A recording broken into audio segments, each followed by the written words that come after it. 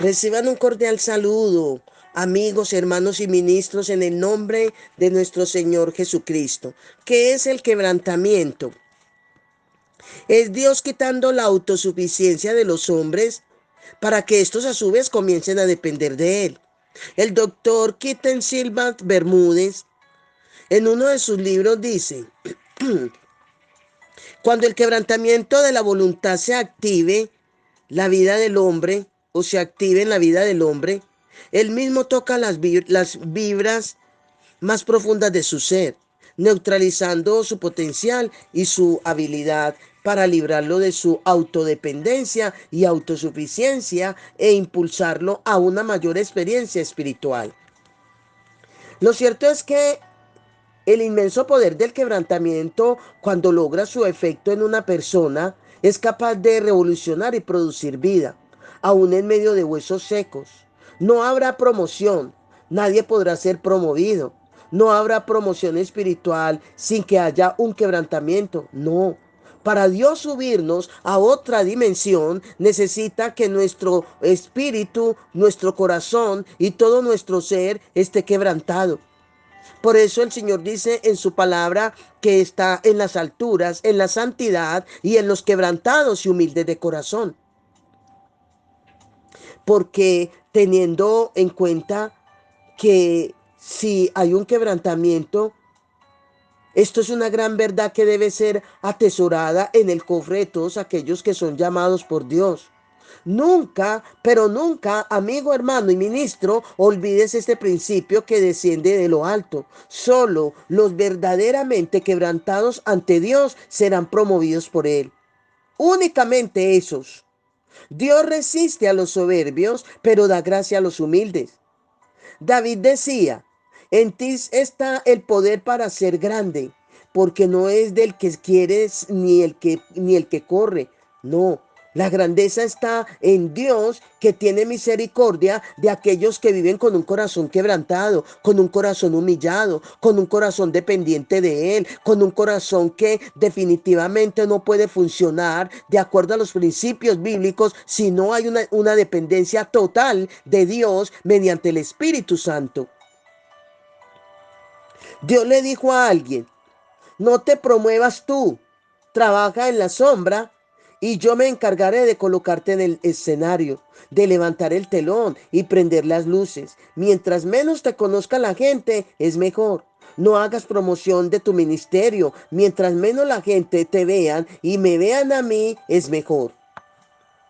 En la tierra, amigos, hermanos y ministros, no ha habido un hombre con todos los honores como para tomarse toda la gloria, que es Jesucristo, y nunca quiso hacerlo.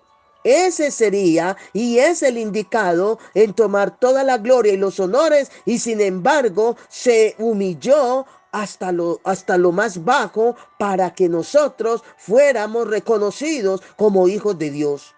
Nunca hizo alarde de su ministerio, no, jamás. Jesús nunca hizo alarde de su ministerio. Antes bien, a todo aquel en el cual Dios manifestaba su poder mediante el Espíritu Santo en Jesús, Jesús antes decía: no le digas a nadie.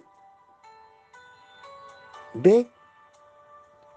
Porque cuando sanaba a los enfermos, le decía: vayan y cuéntenles a sus familias lo bueno, hermoso y lo que Dios ha hecho con ustedes, pero no se lo digan a nadie. Esto lo decía en ningún momento para darse alarde en el ministerio, sino para que miraran al Dios Altísimo, al cual le debíamos la vida. Según el relato bíblico, Dios hizo grandes cosas con los que estaban en el caos más grande de este mundo. Los que dijeron en su situación precaria y en su intimidad, los que confesaron y dijeron: no podemos. Con esos que expresaron su impotencia, Dios pudo mostrarle su ayuda. Un Gedeón, un Moisés, un Jeremías, un Elías, un Job, un Nabucodonosor. Quebrantamiento. En este caso fueron hombres quebrantados, quebrantados, para que Dios fuera glorificado. El quebrantamiento está en entender que somos el ser más pequeño ante un Dios grande. Es entender que somos vasos e instrumentos en las manos de Dios para que Él haga su obra. Quebrantamiento emana de un corazón que percibe que la necesidad que se tiene en la presencia de Dios y de su gracia. El quebrantamiento está en todo aquel que percibe su pobreza espiritual, comprendiendo que en Dios están los más grandes recursos para saciar lo que es insaciable en el ámbito humano. Ahí en Mateo, el capítulo 5, el versículo 3 dice, bienaventurados los pobres en espíritu, porque de ellos es el reino de los cielos. Mucha gente piensa que el pobre de espíritu es aquel mendigo, aquel que está en escasos recursos económicos. No, el quebrantado, el pobre en espíritu es aquel que entiende la necesidad que tiene de Dios y de su gracia, que por mucho que haya logrado el ejercicio de su ministerio, puede entender que es la gracia de Dios en él.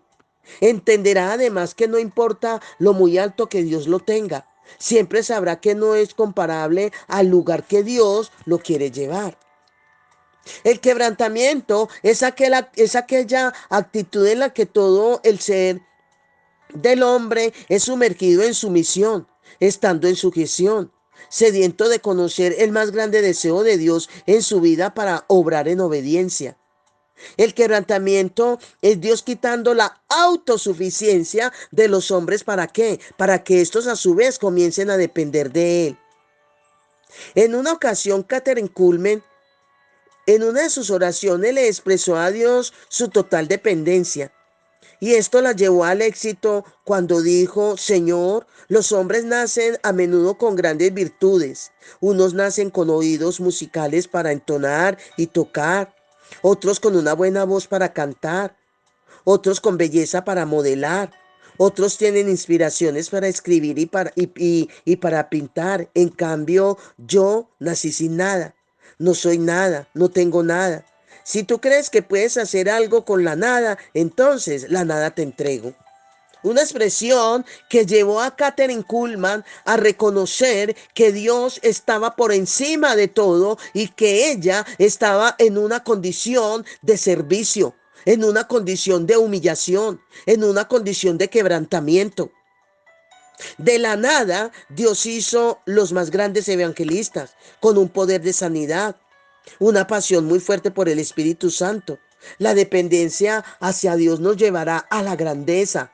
No se le olvide, la dependencia hacia Dios nos llevará a la grandeza. La independencia de Dios y la dependencia de nosotros mismos nos llevan al fracaso. Kathryn Kuhlman pidió todo de sí para hallarlo todo de Dios. En una ocasión, refiriéndose a la persona del Espíritu Santo, dijo, no es un poco de Él y un poco de mí, no es mucho de Él y un poco de mí, es todo de Él y nada de mí. ¿Esto es qué? Esto es quebrantamiento, amigos. Nuestra dependencia total de Él y una renuncia total a nosotros, ya no vivo yo, sino que Cristo hace que viva en mí. Es la posición. El quebrantamiento va unido a la obediencia. Cuando estamos reconociendo que nada podemos hacer sin Dios, eso es quebrantamiento. Cuando podemos decir todo lo puedo en Cristo que me fortalece. Cuando renunciamos a nuestras prioridades, a nuestros deseos, a nuestros planes, a nuestros caprichos, a nuestra misma vida, es cuando podemos obedecer a buscar a Dios en todo momento. Pablo dijo, pero cuantas cosas eran para mí ganancia, las he estimado como pérdida por amor de Cristo. Y ciertamente aún estimo todas las cosas como pérdida por la excelencia del conocimiento de Cristo Jesús, mi Señor. Por amor lo he perdido todo y lo tengo por basura para ganar a Cristo. ¿Esto qué es? Esto es quebrantamiento, esto es renuncia, esto es negarnos, esto es humillación, esto es morir a nosotros mismos para que Cristo viva en nosotros. Quebrantamiento es el acto de desmoronarte, segmentarte, inutilizarte, desarmarte, destruirte para que todo tu ser pueda morir y Cristo pueda vivir en ti. Y esta expresión va acompañada de lo que dice Gálatas, el capítulo, y le invito para que vayamos a Gálatas, el capítulo 2 el versículo 20 cuando dice, con Cristo estoy juntamente crucificado, y ya no vivo yo, mas vive Cristo en mí. Y lo que ahora vivo en la carne, lo vivo en la fe del Hijo de Dios, el cual me amó y se entregó a sí mismo por mí. Cuando el maestro redundaba en estas expresiones, de cierto, en verdad, sí, sí, hay que prestar atención a lo que decía cuando un judío usaba estas expresiones. Aquí la gente de inmediato prestaba toda la atención. Jesús entendió, vivió y enseñó este principio. Ahora usted va a entender qué quiso Jesús decir con esto. Jesús dijo, de cierto os digo que si el grano de trigo no cae en la tierra y muere, queda solo. Pero si muere, lleva mucho fruto. Para llevar fruto hay que morir. En esta alegoría que Jesús presenta, relaciona la cáscara como el alma no santificada, que contiene la voluntad que está viciada, dominada por él, que adquirió tal autonomía y despliegue que es prácticamente infranqueable la cáscara para el espíritu renacido. La vida está dentro de la cáscara que es la semilla, pero que la semilla representa el espíritu del hombre. Y hasta que la cáscara no sea quebrantada o que sea desquebrajada o quebrantada, no germinará y por ende no habrá fruto. Como verdad paralela, la cáscara es el alma. La semilla es el espíritu del hombre y hasta que no se produzca una santidad en el alma, una renovación en una mente y un quebrantamiento en una voluntad y haya una canalización de las emociones, nunca la vida que está en el espíritu por el Espíritu Santo nunca podrá reducir y manifestarse a un mundo que tanto necesita la manifestación de Dios en nosotros. Mucha carne, mucho sexo, mucha pornografía, mucha mentira, mucho engaño, mucha sed de prestigio, mucha filalguria que consiste en el amor al dinero, mucho amor al dinero, etcétera, etcétera. Todo esto va a permitir que tú y yo estemos separados de Dios. La solución del mundo no está en los políticos. La solución del mundo no está en la iglesia, pero la semilla está ahogada. ¿Por qué? Porque es que la cáscara no ha podido ser quebrantada, ya que hay muchos intereses que hay que dejar, hay que abandonar, de las cuales no estamos dispuestos a renunciar y muchos de nosotros nos estamos muriendo, llevándonos a la tumba lo que Dios siempre quiso relucir y nunca se pudo. Porque es lamentable que muchos están siendo procesados por Dios para que se produzca un quebrantamiento, pero hay muchos de estos que murieron y Dios nunca terminó de hacer el trabajo. Porque no pudo. No, no fue porque no pudo, porque se llevaron a la tumba lo que el Señor siempre quiso hacer. Se llevaron a la tumba la ambición, se llevaron a la tumba la filalguria, se llevaron a la tumba una vida carnal.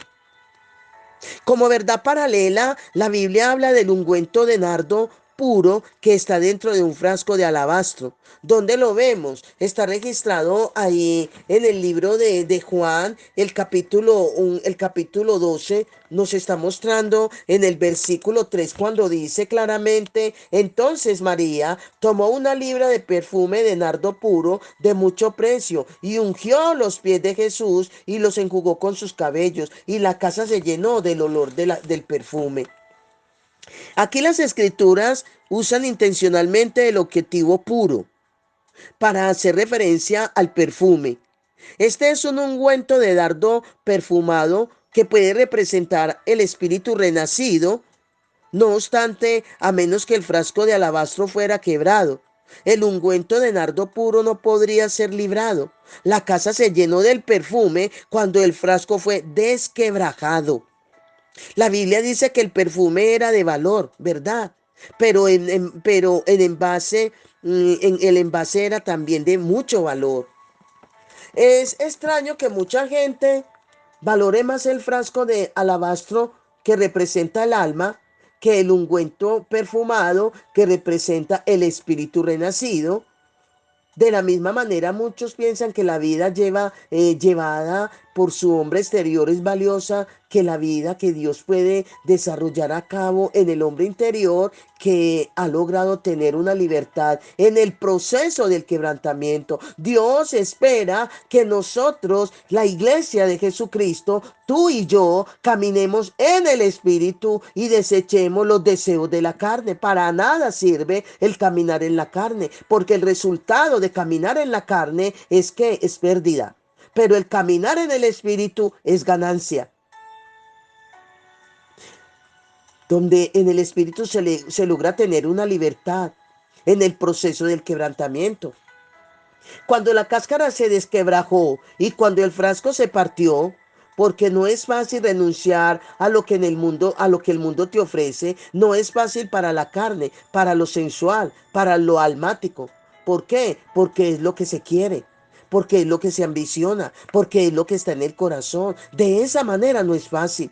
Pero qué fácil es cuando morimos a nuestros egos. Qué fácil es cuando renunciamos a nuestras prioridades. Qué fácil es llevar una vida en el espíritu cuando hay un quebrantamiento, cuando es quebrajada la cáscara que es el alma. Y permitir que de esta manera de fruto la semilla que es el espíritu, permitiendo que el perfume salga y se le dé una fragancia al mundo que tanto necesita del perfume del Espíritu de Dios. El quebrantamiento del hombre exterior es llevado a cabo por el Señor para lograr la liberación del espíritu renacido.